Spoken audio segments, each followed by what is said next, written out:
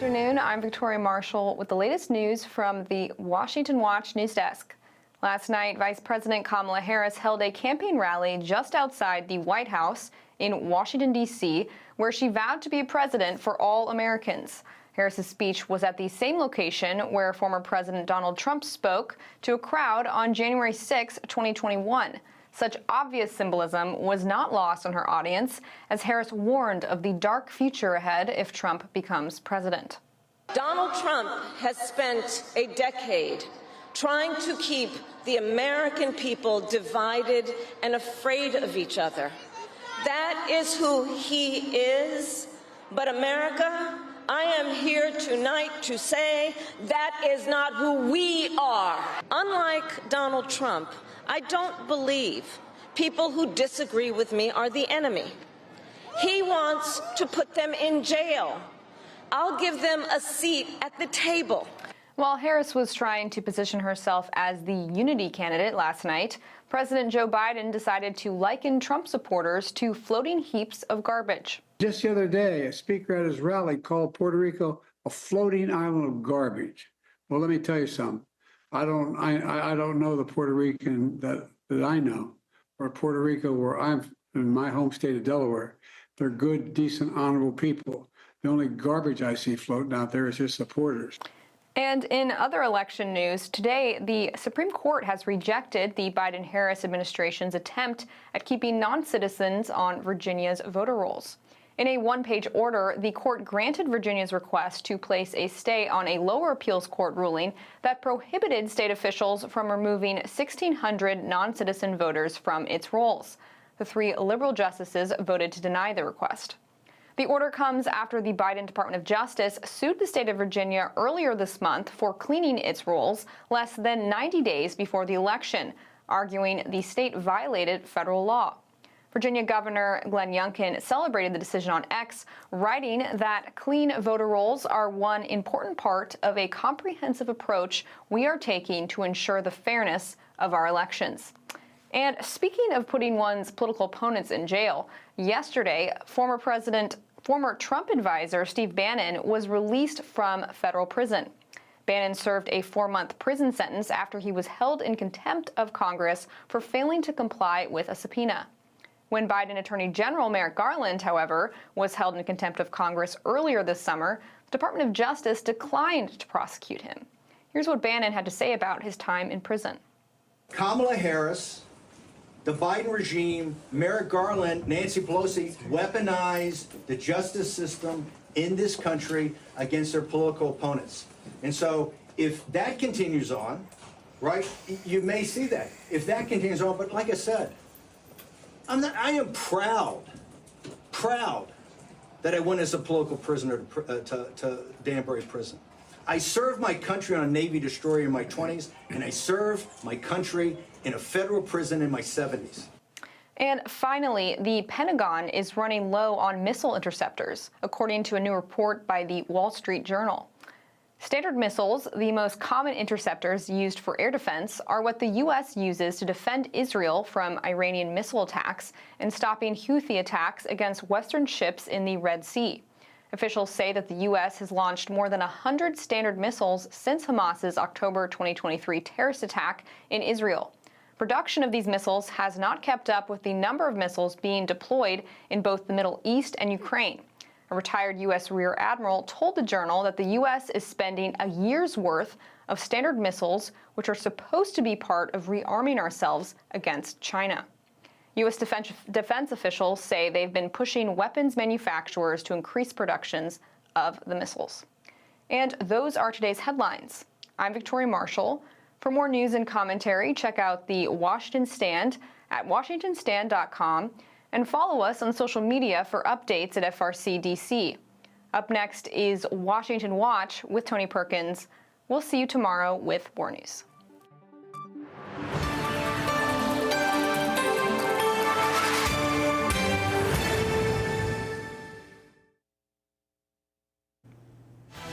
From the heart of our nation's capital in Washington, D.C., bringing compelling interviews, insightful analysis, taking you beyond the headlines and sound bites into conversations with our nation's leaders and newsmakers, all from a biblical worldview. Washington Watch with Tony Perkins starts now. And just the other day, a speaker at his rally called Puerto Rico a floating island of garbage. Well, let me tell you something.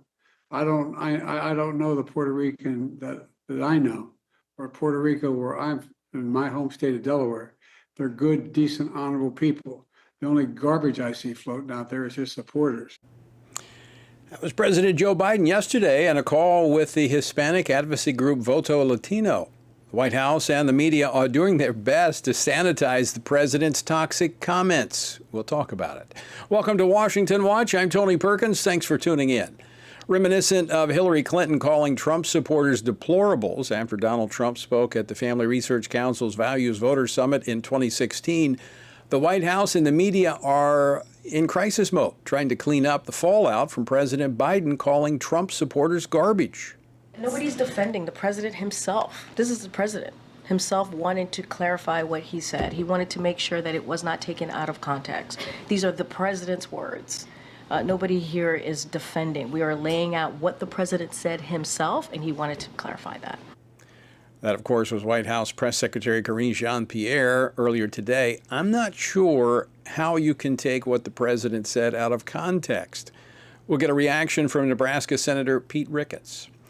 The Pentagon official reportedly linked to the leak of U.S. classified information on Israel's preparation for a retaliatory strike against Iran has been transferred to another position within the Department of Defense.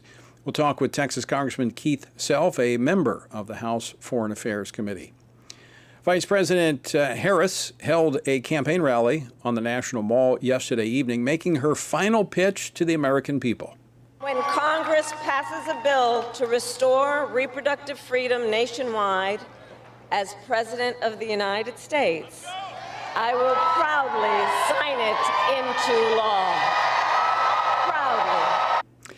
Folks, take her at her word. This is her top policy priority: abortion until birth for the entire nation. No limits.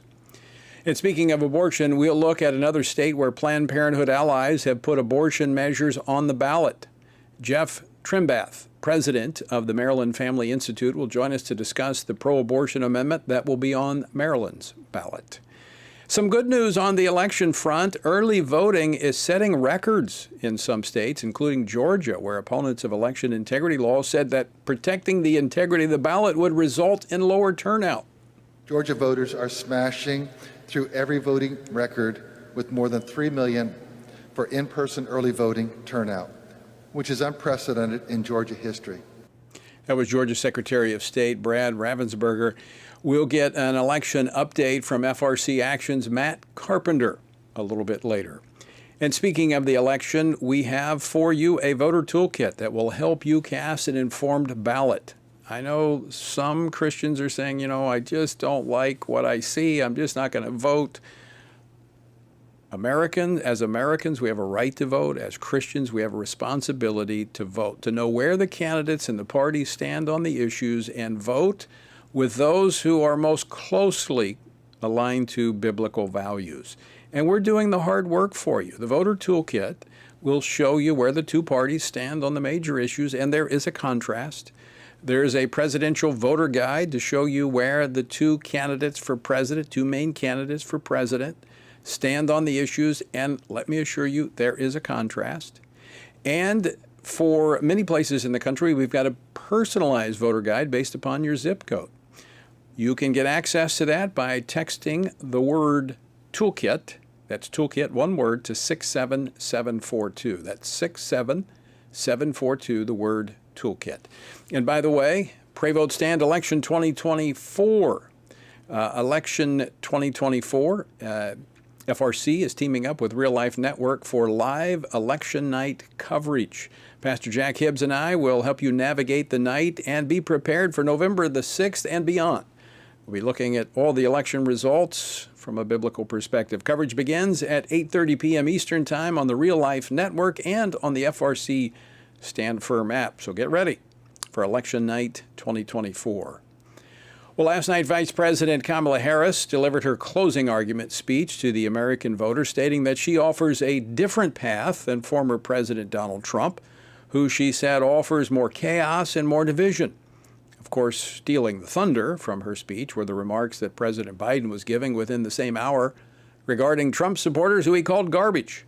Now, this coming from the man who said he would be the president for all Americans. Can we really believe that the vice president has something different to offer? That's something that's good. Joining me now to discuss this and more, Congressman Keith Self. He serves on the House Foreign Affairs Committee and the Veterans Affairs Committee. He represents the 3rd Congressional District of Texas. Congressman Self, welcome back to Washington Watch. Thank you, Tony. I want to get to President Biden's remarks, but let's start off with Vice President Kamala Harris's speech. What did you draw from her speech? Well, she continued the lies of the left. In fact, she projected on us exactly what they do. They say that Trump will be a dictator, that we will be dictators in office. That's exactly what they're doing. They censor people. They've sent Navarro to jail. They've sent Bannon to jail. They tell you you must buy an EV vehicle within 8 years. You can't have a stove. They are the dictatorial party. And frankly, the lies of the left and the division and the chaos all come from them. As she says, they don't want to go back to Trump. Trump had peace and prosperity for this nation. They are the ones that have been at war. They are the ones that are putting their opponents in jail. She projected onto us exactly what the Democrat Party does. You're absolutely right, Congressman. The projection is stunning. I want to play a clip of just what you pointed out, clip 7. Unlike Donald Trump, I don't believe people who disagree with me are the enemy. He wants to put them in jail. I'll give them a seat at the table. Now, the irony here is this is after Steve Bannon gets out of the same day Steve Bannon gets out of jail for refusing to be forced to testify before the January 6th committee. And the hypocrisy is Garland. It took us 3 times to impeach Garland, Mayorkas, but Garland was held in contempt. They didn't prosecute him. The hypocrisy, as well as the projection, is just stunning. I will tell you, if you just listen to her words and match it up to the last 4 years, ask yourself what the Democrats have been doing, the Biden-Harris administration. What they are doing is sowing division and chaos. It goes back to Obama. Obama started this division, this race theory that we have, this identity politics. It started under Obama. They've put it on steroids. Now, she also claimed that she will make sure that America has the strongest, most lethal fighting force in the world. You're a retired colonel from the United States Army. How can she do that and push DEI and all of the woke policies that her and Joe Biden have been pushing on the military? We see the impact of their policies already. Recruiting is down. Only one service is even coming close to making its numbers. That's the Marine Corps. They're doing a little bit better, but frankly, it's because of the wokeness, the DEI. Young men and women don't want to go in the military because they want a challenge. They want the camaraderie. They want to serve something bigger than themselves. But they don't see that in the military today. So you're seeing the impact right now. Then you move to Israel. They have put every obstacle they could in the way of Israel completing their mission in Gaza and now in Lebanon. I want to turn now to President Biden's remarks made during the same hour in which she was making her appeal to the American people. I want to play this clip again just so, I don't want anybody thinking I'm putting words in the president's mouth. Clip number 3. And just the other day, a speaker at his rally called Puerto Rico a floating island of garbage. Well, let me tell you something. I don't know the Puerto Rican that I know, or Puerto Rico where I'm in my home state of Delaware. They're good, decent, honorable people. The only garbage I see floating out there is his supporters. Now, before I ask you to respond, I want to read from the Associated Press to make my point here. And I'm reading directly from the 3rd paragraph of the AP report on this today. In a call organized by the Hispanic advocacy group Voto Latino, Biden responded to a comic at Trump's rally who called Puerto Rico a floating island of garbage. Biden's initial comments were garbled. Were those comments garbled? Could you not understand them? I understood them very clearly, and I think the American people did. But this is not the first time he has stepped on Kamala's event. So you have to wonder, whose side is he on? Because he must have known the pushback was going to be dramatic. So if he continues to step on her events as the president, he's going to get some airtime. But I tell you, garbage. We started out as deplorables under Clinton. We went to Nazis under Kamala. CNN calls us Nazis and fascists. And now we down to garbage. They are descending into dystopia. Well, it's time to take out the garbage. All right, let's talk about the Department of Defense. A leak, and you've been tracking this. I've been watching your comments. A leak that is suspected to come from an individual with links to Iran that has now been transferred. But we're talking about U.S. classified information that was released that was tracking Israeli preparation for their retaliatory strike against Iran. What do we know about this individual, and what do we know about the transfer that has taken place? Well, we know that this individual was a member of the Iran Experts Initiative, which was specifically to bolster Iran's view in the U.S. for their foreign policy. Now, she holds a classified clearance in the Department of Defense. Now she's been transferred to a place that they say she will have fewer classified documents available to her. My question, Tony, is why do we not see an indictment coming down, a federal indictment for this woman? I served in the Pentagon in the black programs, the black intelligence programs, as deep as you can get. And if I had done anything like this, I wouldn't be in Leavenworth. I would be buried underneath Leavenworth. This is a chargeable offense. This is a felony offense. And I hope that Congress is going to take a really hard look at what happened to our greatest ally in the Middle East because of this woman's treachery and treason. Congressman, we only have about a minute left. I've held a security clearance, and I know any contact I have with foreign officials, I have to report that. That has to be disclosed. How could she be a part of an influence peddling operation from Tehran and not disclose that? It's a great question, Tony. I think that is also an indictable offense, a felony offense. And again, I believe Congress will have to do this because the Department of Justice is not going to do it. The DOD IG could do it. Will they? I doubt it. So was, in your view, is this transfer just to try to sweep it under the rug, hoping people will just forget about it? Absolutely. This is trying to put cover between them and her treason. That's all it is. It's a CYA exercise. All right. Congressman Keith Self, always great to talk with you. Thanks so much for joining us today. Well, after the break, FRC Action's Matt Carpenter joins me to discuss what the early voting data reveals. And also, we're going to talk about election resources we have available for you, because we want you to cast an informed ballot. We've done all the hard work. We're showing you where the candidates stand on the issues, and we're putting it at your fingertips. In fact, simply text the word toolkit to 67742, and it'll be right there for you. All right, don't go away. Matt Carpenter joins me next after the break. Let's not be discouraged. Don't lose heart. Don't lose the faith. Stand now strong, because the Lord has given us the great privilege of living in a time when our choices matter, when our lives matter, when our courage matters. So let's stand together and save this great country. God bless the United States of America. The American Republic has a freedom like no other. It has roots in the scriptures, far more than any other heritage. And if we as followers of Jesus and conservatives don't defend it, who will?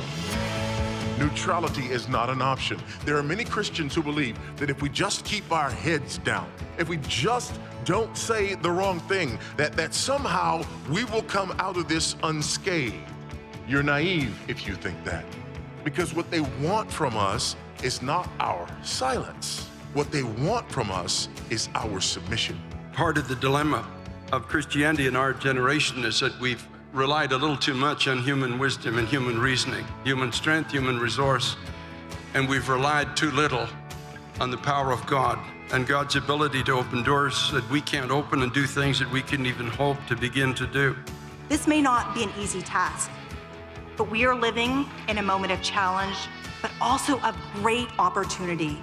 And we know, always, that we are not alone, that His Spirit empowers us and protects us, and that He can do the unimaginable. Dobbs, after all, was never supposed to happen. Father, we thank you. You have entrusted us with this moment in history, and I pray that we would be found faithful. And that as a result of our faithfulness to you, that thousands, millions would come into the kingdom as they would experience the forgiveness of sin and the new life that is found only in Jesus Christ. Amen. Hello, I'm Jody Heiss, president of FRC Action.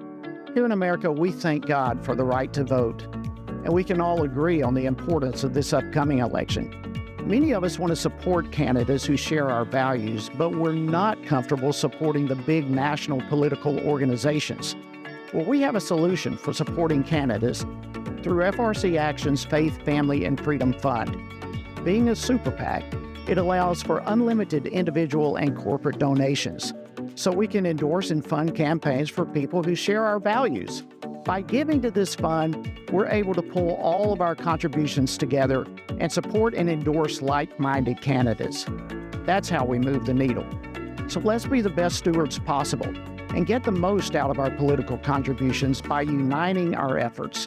For more information or to contribute, visit faithfamilyfreedomfund.org. Thank you so much, and God bless you. All right, this is Washington Watch, and it's Wednesday, right? Yeah, it's Wednesday. And so far, nearly 60 million early votes have already been cast across 47 states and the District of Columbia. Now, according to data from the University of Florida's election lab, that's 10 million more than the total early votes cast in either 2012, 2016, and I believe even 2020. And there's still 6 days to go. So what do we know so far from what we've seen in this data? Joining me now to break this down, Matt Carpenter, Director of FRC Action. Matt, thanks so much for joining me. Thanks for the invite, Tony. Great to be with you. All right. So other than record turnout so far, what else is the early voting data showing us in this election cycle? So, Tony, kind of the meta trend overall is a dip in the number of mail-in ballots that have arrived. You look at a place like Georgia, right? In 2020, 1.3 million Georgians had voted by mail. And just now you look at it, less than 200,000. But if you look at those early in-person voting numbers, you see an uptick there. And so this is kind of, I think, indicative of maybe Republicans getting some confidence in voting early and kind of getting the idea that you vote early, you bank your vote, and then, you know, the campaign can spend resources looking after low propensity or no propensity voters. Another state, North Carolina, also has some interesting numbers there as well. You look at that drop off in vote by mail. Almost 1 million folks had voted by mail at this time in 2020, and similar to Georgia, almost less than 200,000 this time around. But you still see some very strong early in-person numbers there as well. So voters really like that early in-person option. I guess they might not trust the mailman. I don't know for sure, but going into the voting booth, filling in your bubbles, handing in your ballot, voters are responding to that option. And they've been telling pollsters for a while now, typically Republican voters prefer to vote in person and Democrat voters tend to vote by mail. We don't know how these voters are voting, but you can draw some inferences that you don't really get with standard head-to-head polling at this stage. So let's break down by party. We do know in some places where the early voting is taking place by party. It appears to be that more Republicans in the 2024 election cycle are voting early. Correct. Yeah. I mean, at this stage in 2020, I think the overall share of the early vote was about 40% Democrat and 36% Republican. This time around, it's actually 39% Democrat and 36 Republican. So it's the Democratic margin is shrinking a little bit here. We're seeing Republican enthusiasm across the board. Another place you look at, like a state like Pennsylvania, where they don't have typical kind of in-person voting. You don't just go into a precinct location before election day and vote in person, but you can go down to your precinct office, get an absentee ballot, vote by mail there in person. We're seeing a steady drop really across the board. And remember, Pennsylvania was a state in 2020. Joe Biden had banked, I think, a 1.1 million vote firewall going into election day that then Republicans had to overcome. Just a monumental task. And so this time around, that firewall is looking more like a 380,000 vote lead for Kamala Harris and Democrat candidates statewide in Pennsylvania. So, frankly, the Republicans are in a much better position this time around than they were in 2020. That's very interesting, Matt, when we looked at the enthusiasm behind Harris after the Democratic convention, and she was kind of tapped, and the media was all in. But then it appears that is stalling, and we're seeing now more enthusiasm on the Republican side. And I'm wondering if it isn't the just listening to her and what she is promoting. And I want to play this clip again of the president yesterday stepping on her speech on the Mall. But again, I think kind of an unvarnished view of how they look at conservatives. Play clip 3. And just the other day, a speaker at his rally called Puerto Rico a floating island of garbage. Well, let me tell you something. I don't know the Puerto Rican that I know, or Puerto Rico where I'm in my home state of Delaware. They're good, decent, honorable people. The only garbage I see floating out there is his supporters. That sounds so much like what Hillary Clinton said in 2016 about Trump supporters after he spoke at the Value Voter Summit. She called them deplorables. And that was a key part of tanking her candidacy. Yeah, Tony, at this point, I think it's an American political tradition. You think about Barack Obama in 2008, I think it was, who said Pennsylvania voters were bitter and clinging to their guns and Bibles, right? I mean, it's almost like it's just part of our kind of presidential election tradition at this point, that you have Democratic presidential candidates disparaging voters. And I completely agree with what you said earlier. This is just stepping all over the momentum for the Harris campaign. They were really hoping, if you watch some of her remarks at the Ellipse recently, she was hoping for a message of unity. She wanted to close out talking about what she might do for the economy. And now they're forced to backpedal. And it wasn't too recently ago that they were comparing Trump to fascist dictators. And so it just makes you wonder, they're overstepping on one side and then they're retreating and apologizing the next day. It's a ham-fisted response from the campaign. And if you're on the Kamala Harris campaign, you have to be worried about how she's closing out this election. And, of course, the White House and the media doing their best to try to sanitize his comments, saying they were taking out of context, and there's no way to take those comments out of context. All right, Matt, just have about a minute left. What resources are available for those who have not yet voted? Yeah, so, Tony, definitely want to encourage our listeners to download the Stand Firm app and get access to that toolkit that you've been mentioning. In that toolkit, you'll find voter guides for the presidential race, for Senate races in Arizona, Ohio, Pennsylvania, Michigan, Florida, Texas, Virginia, Wisconsin. We've got House guides as well there. We've got information on pro-abortion ballot initiatives in 10 states. It's really important Christians be educated as to what's on their ballot. But I also want to just challenge your listeners, share that information. We've seen some studies from George Barna. There's a large number of Christians who could sit this election out, but we do know that they can be motivated to vote if you share information with them and encourage them to vote and let them know how important this election is. Absolutely. Absolutely. Matt Carpenter, thanks so much for joining us. Thanks, Tony. And, folks, you can have access to those voter resources. Text the word toolkit to 67742, and you'll get a link right to it, and you can share it with family and friends. And I know if you're a listener to this program, you're probably more informed than the average Christian voter, and so people are going to be asking you for direction, and you can point them to the voter toolkit. Also, if life is on your ballot, text LIFE to 67742, which we're going to talk about next. Don't go away. More to come. Everything we do begins as an idea. Before there can be acts of courage, there must be the belief that some things are worth sacrificing for. Before there can be marriage, there is the idea that man should not be alone. Before there was freedom, there was the idea that individuals are created equal. It's true that all ideas have consequences, but we're less aware that all consequences are the fruit of ideas. Before there was murder, there was hate. Before there was a Holocaust, there was the belief by some people that other people are undesirable. Our beliefs determine our behavior, and our beliefs about life's biggest questions determine our worldview. Where did I come from? Who decides what is right and wrong? What happens when I die? Our answers to these questions explain why people see the world so differently. Debates about abortion are really disagreements about where life gets its value. Debates over sexuality and gender and marriage are really disagreements about whether the rules are made by us or for us. What we think of as political debates are often much more than that. They're disagreements about the purpose of our lives and the source of truth. As Christians, our goal must be to think biblically about everything. Our goal is to help you see beyond red and blue, left and right, to see the battle of ideas at the root of it all. Our goal is to equip Christians with a biblical worldview and help them advance and defend the faith in their families, communities, and the public square. Cultural renewal doesn't begin with campaigns and elections. It begins with individuals turning from lies to truth.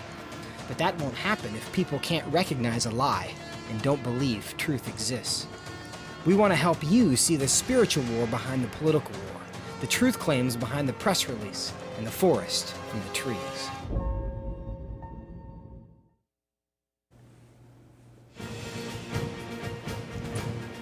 Welcome back to Washington Watch. Good to have you with us. All right, next week, 10 states will be heading to the polls to determine if their states will enshrine a so-called right to abortion in their state constitutions. Now, this is new, okay?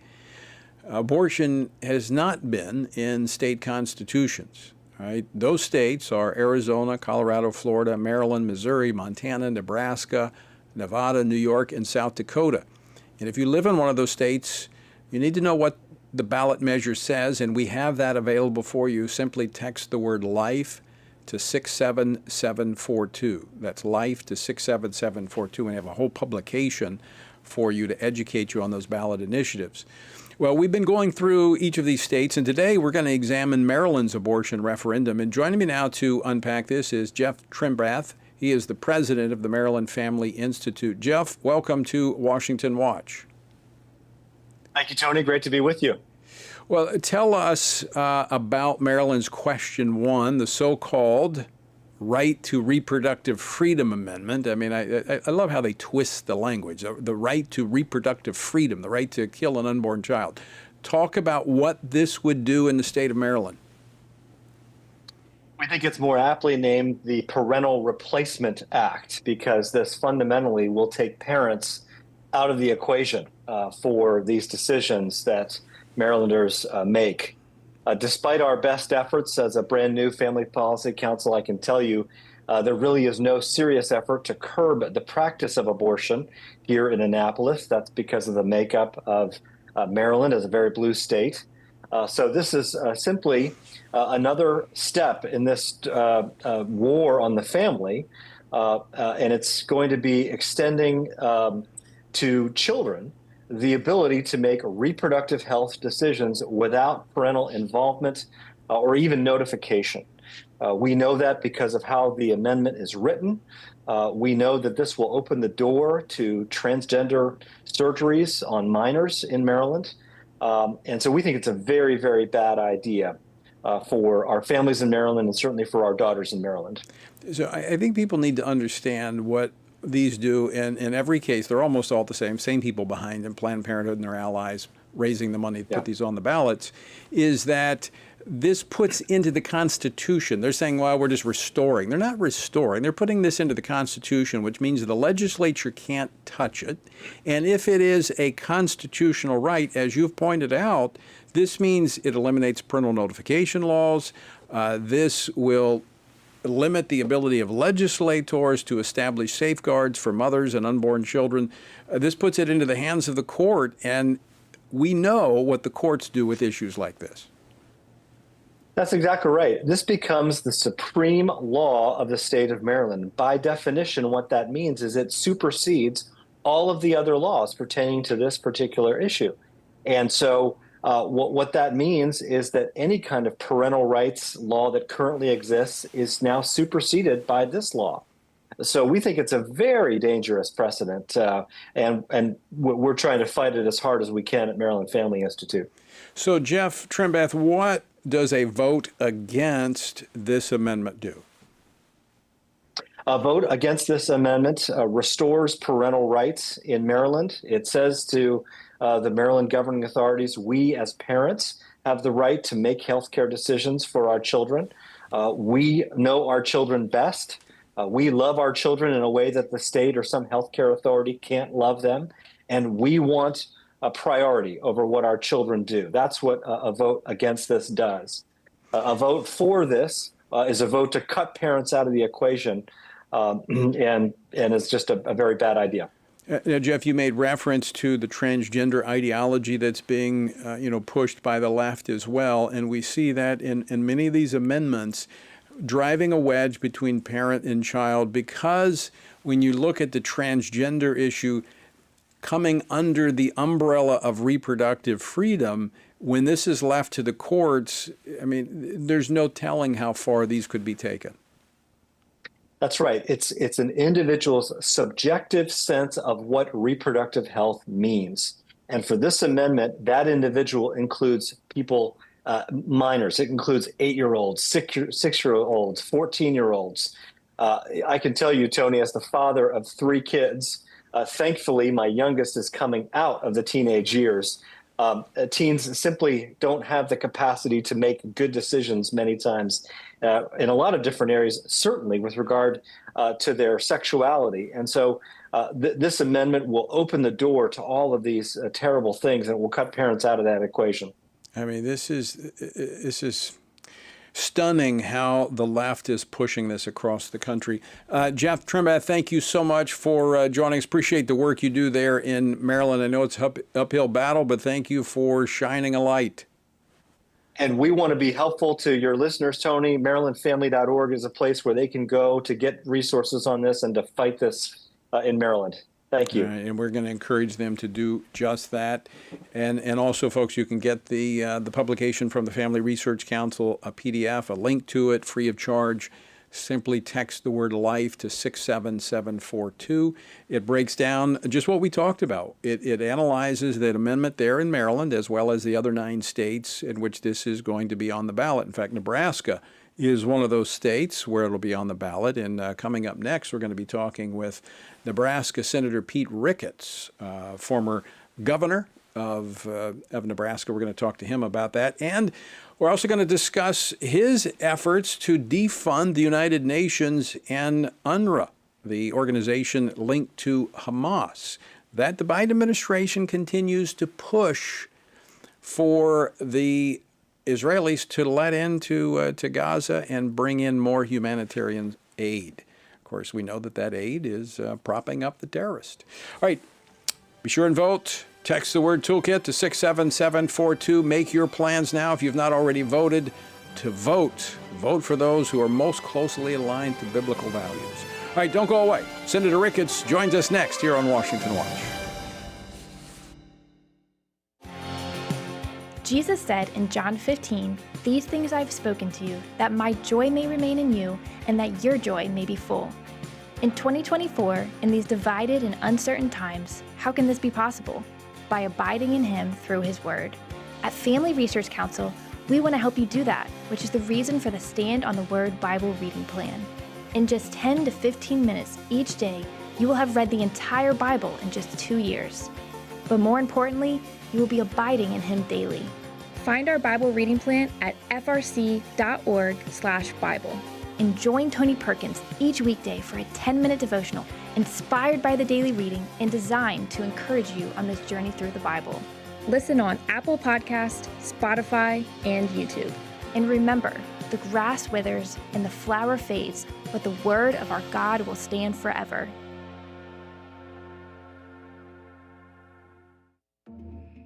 The world is hurting. Streets are filled with crime. families are broken, sin is celebrated, and God is mocked. Everywhere we look, the wages of our sin are on full display. As Christians, we know that surrender to God's will is the solution to our biggest problems, but not everyone agrees. Even in church, we hear people say the most important thing is to be tolerant, that we shouldn't impose our morality on other people, and that loving our neighbor means celebrating what they do. But you can't do that. It's not that you don't love your neighbor, you do, but you care about God's opinion more than your neighbor's opinion, and this makes you different. In fact, sometimes it makes you feel alone, like you are the only one. But there is good news. You are not alone, not even close. Research has found that there are 59 million American adults who are a lot like you. There are millions of people around the country who are born again, deeply committed to practicing their faith, and believe the Bible is the reliable Word of God. But that's not all. They're also engaged in our government. They're voters. They're more likely to be involved in their community, and they're making a difference in elections. The problem is that a lot of them feel alone too. We want to change that. FRC wants to connect these 59 million Americans to speak the truth together, no matter the cost. If you want to learn more about this group and what it means to be a spiritually active, governance-engaged conservative, or if you want to find out if you are one of these SageCons yourself, go to frc.org/SageCon and take the quiz to find out. The world is hurting, and we have the solution. We can't do it alone, but we can do it if we work together. That's what we're working toward every day. Join us. Go to frc.org/SAGECON, SageCon, to learn more. That's SAGECON, SageCon, to learn more.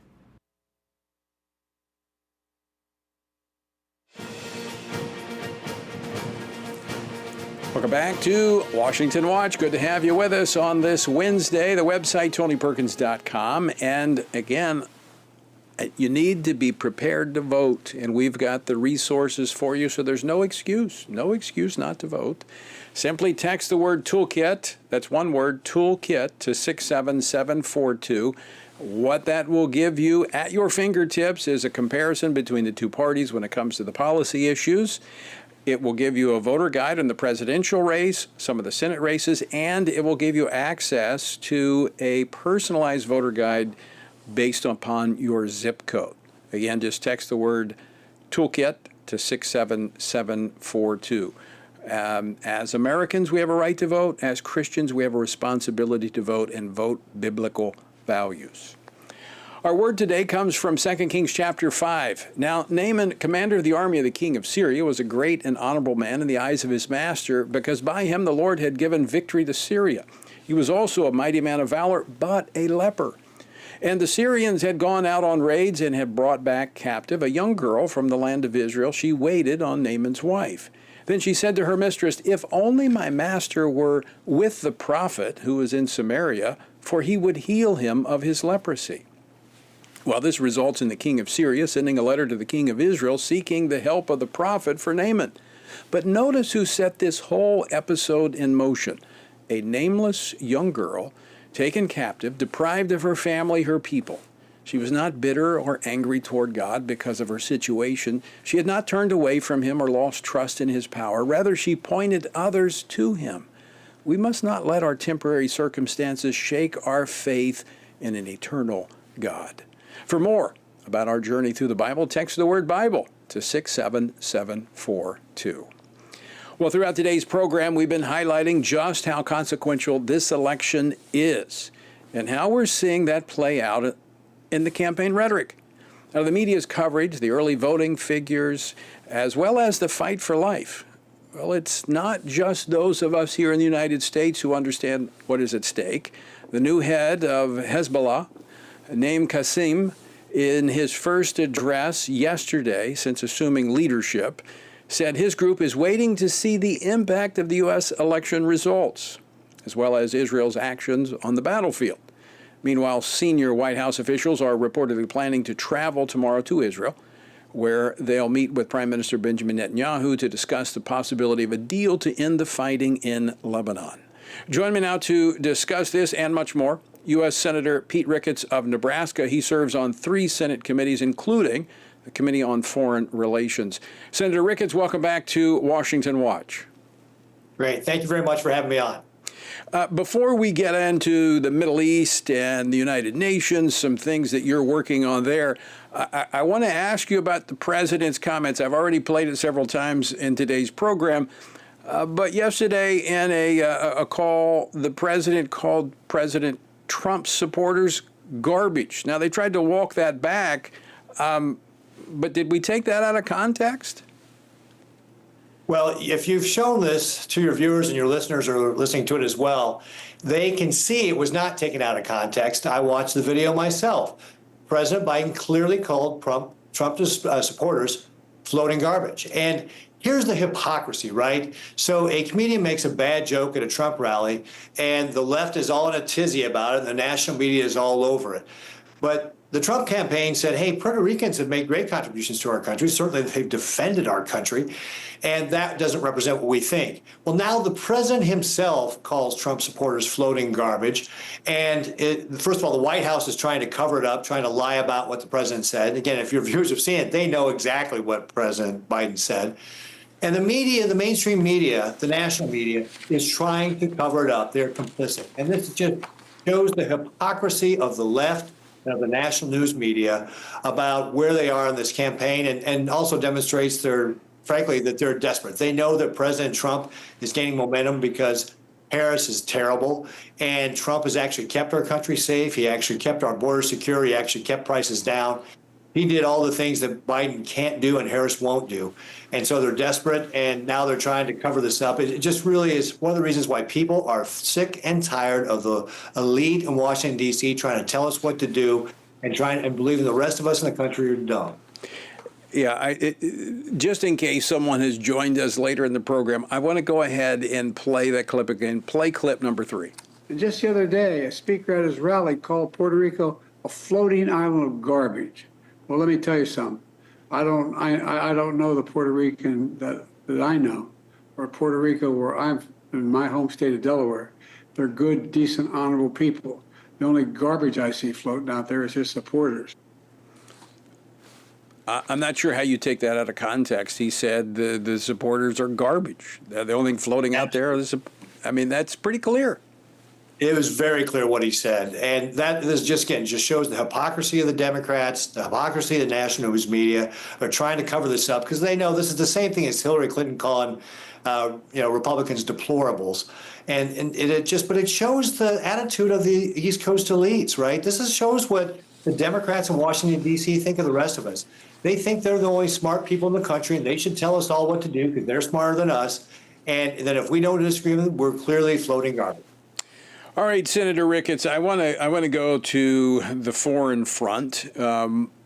Israel, we've seen repeatedly how the United Nations has been critical, castigating Israel for defending itself while giving a pass to Hamas, Hezbollah, Iran.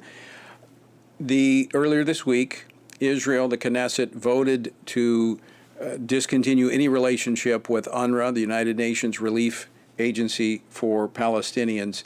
You have actually introduced legislation with some of your colleagues to stop U.S. funding that is going to the United Nations and to UNRWA, which is going into the hands of Hamas.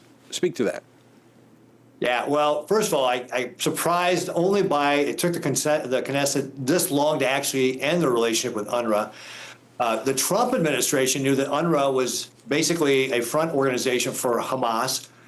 They knew then that people working for UNRWA supported Hamas, were Hamas terrorists, that the UNRWA schools were hiding weapons, that they were being used to launch attacks on Israel, that they were preaching terrorism, glorifying martyrdom, and very anti-Semitic. And so the Trump administration cut off the support for UNRWA. I introduced a bill earlier this year that said the Stop Support of Hamas Act to stop our United States funding of UNRWA. The Biden administration has given them $730 million. And now with this effort by the UN to basically delegitimize Israel even further, knocking down their status at the UN, Senator Fisher, my senior senator in Nebraska, Senator Risch, who's the chair, the ranking member rather, of the Foreign Relations Committee, we've introduced a bill to remove all funding of the United States for the UN if the UN pursues this idea of degrading Israel's status at the UN. Again, it just shows the hypocrisy and the anti-Semitism in the UN, that they are going after a democracy like Israel that is defending itself and saying nothing about Hamas, the terrorist organization that attacked and killed 1,200 people. And by the way, what is always being lost is that 46 Americans died in that attack a year ago. 46 Americans that nobody seems to want to talk about, our countrymen. We should be furious that the UN is trying to attack Israel when Israel is defending itself. And so our attitude is, if you're going to pursue this as the United Nations, we're going to pull our funding as the United States away from you. We're not going to support an anti-Semitic organization like the UN. Earlier today, Senator Rickards, I was talking to one of the elected officials in Israel, actually the governor of Samaria called, and they're leading this coming Sunday a prayer effort at Shiloh for America as we approach this election. When you, from your vantage point in the United States Senate, how stark is the contrast between the two potential administrations that we see as it pertains to Israel and the Middle East? It is going to be a night-and-day difference what happens for Israel depending on the outcome of this election. President Trump has always had the courage to support our ally Israel. He's the one that would move our, wants to move our embassy to Jerusalem. First president to actually deliver on that promise of actually doing that. In contrast, President Biden gives lip service to the alliance, saying it's ironclad, yet he'll hold back weapons. Chuck Schumer in the Senate, the Democrat Majority Leader Senate, has questioned the legitimacy of the government there, called for new elections. Just unprecedented. How would we feel if another elected official in a foreign country called on us to have new elections or called for our leader to leave? We'd be furious. And we need to be remembering that Israel is the democracy in the Middle East, that they share our values, that they're fighting for their life against a terrorist organization.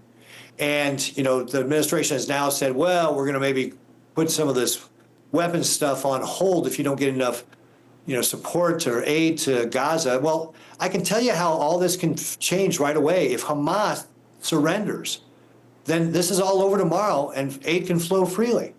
Why doesn't the president call on Hamas to surrender? Why doesn't Blinken more publicly call on them to surrender? Blinken says he calls on them to surrender every day. I actually never see that. I never see what Blinken has called on Hamas to surrender. So if Hamas surrenders, aid can be restored. We need a real ironclad relationship with Israel that understands that they're fighting for their life, and we should be doing everything we can to support them as they go about destroying Hamas. And Hezbollah is another terrorist organization. Iran is their funder. There's good guys and there's bad guys. There's dark and there's light. We need to be supporting the good guys, and that's Israel. And this administration, the Biden administration, and a future Harris administration, if God forbid she gets elected, would actually not support Israel. Senator Ricketts, with the tainted nature of UNRWA being connected to Hamas, Israel presenting evidence, overwhelming evidence of that, we're actually finding the humanitarian aid intended for the people in the bunkers of the terrorists. If the Biden-Harris administration is truly committed to the humanitarian aspects of this as opposed to propping up Hamas, why not allow USAID to take that role on, since we do it all over the world anyway? And in fact, there's a number of different organizations that could take this up. Look, UNRWA is irredeemably flawed. We know that at least 7 members of UNRWA, or 9 members rather, participate directly in the October 7th attacks, that there's 100 people that have direct ties to terrorist organizations like Hamas or Palestinian Islamic Jihad, and that maybe as much as 10% of UNRWA employees have some sort of connection to terrorist groups. So UNRWA is unable to do its job. It needs to be dismantled, and another organization without the ties to terrorism needs to come in and do this aid work. And that is what has to happen. And what we'd like to see, again, President Trump knew this, that's why he stopped U.S. funding for UNRWA. Well, I'd like to see this administration take a similar strong stance to say UNRWA is irredeemably flawed, it needs to be dismantled, and this can be done by somebody else to be able to supply aid to the Middle East. Right. Especially, as you pointed out, we've given upwards of $1 billion to this entity. I want to turn to domestic issues. We just got a few minutes left. You served for 2 terms as Nebraska's 40th governor before you were elected to the United States Senate. You're also a member of the pro-life caucus in the Senate. Nebraska actually has a pretty long ballot this year. There's a number of measures on the ballot in addition to the president and elections for state offices. You've got 2 dueling abortion-related ballot initiatives. You have educational aspects on the ballot. In fact, the only place in the state to repeal measures on there to repeal school choice. Tell us about what's on the ballot there in Nebraska. We've got a lot of listeners and viewers in your state. Yeah. Well, actually, so first of all, Tony, I got appointed to the Senate. I'm actually running in my own election, a special election this year, so I'm actually on the ballot as well this year. But as you point out, we do have a lot of ballot initiatives. The abortion one is a very, very important one. We have a national abortion lobby led by Planned Parenthood that is trying to enshrine abortion into state constitutions all over this country. They've been successful in 7 states. We have not stopped them in any one of those states. So we're 0-7 in trying to stop them. And they're on the ballot in a number of different states again this year, including Florida and also Nebraska. Here in Nebraska, we have offered up our current state law, which protects babies after the first trimester, has exceptions for rape, incest, and life of the mother, and more importantly, was done by Nebraskans. So this is our current state law. The National Abortion Lobby is trying to push their ballot initiative, which is 439. Their ballot initiative 439 is so woke, it can't even admit that only women can have babies. The first few words of their initiative are, all persons have a fundamental right to abortion. This dangerous language means that you are saying that minors have a right to abortion, which means it does away with our parental consent laws, which will now open our minor girls to being sex trafficked. They have to get an abortion.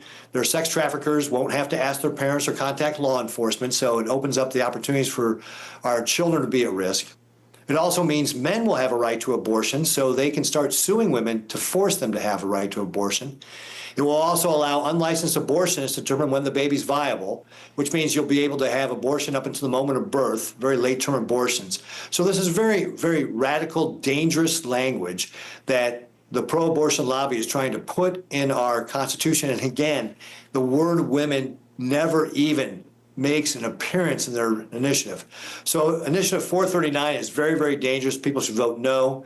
The initiative that is our current state law, 434, is the one people want to vote for. So vote for 434, vote yes to 434. It's our current state law, and vote no on 439. The national abortion is very dangerous, very radical language that, again, is so radical they can't even put the word woman in it. They can't even admit women are the only people who can have babies. That's how far this has come. And that's what they want to do nationally, because you're right. This is what we're seeing in other states. This is what Kamala Harris wants to do all across the nation. Senator, we're out of time. Always great to see you. Thanks so much for taking time to join us today. Great. Thank you very much. I appreciate it. And folks, you can find out more about the life measures on the ballot. Text LIFE to 67742. All right, out of time for today. Thanks for joining us. Until next time, remember the words of the Apostle Paul. When you've done everything you could do, when you've prayed, prepared, and taken your stand, by all means, keep standing. Washington Watch with Tony Perkins is brought to you by Family Research Council and is entirely listener-supported. Portions of the show discussing candidates are brought to you by Family Research Council Action. For more information on anything you heard today, or to find out how you can partner with us in our ongoing efforts to promote faith, family, and freedom, visit TonyPerkins.com.